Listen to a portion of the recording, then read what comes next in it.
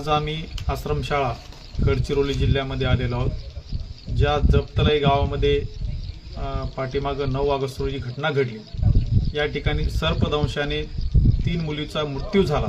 त्या शाळेला आम्ही DYFI युवा संघटनेच्या वतीने भेट दिलेली आहे। तर या ठिकाणी ज्या काही शाळेच्या उणिवा असतील, प्रशासनाच्या कमजोऱ्या असतील, त्या सगळ्या दिसून आलेल्या आहेत। आपण जर बघितलं तर सरकारने या ठिकाणी जर चांगल्या पद्धतीच्या सोयी सुविधा दिल्या असत्या तर त्या मुलींचा मृत्यू झाला नसता।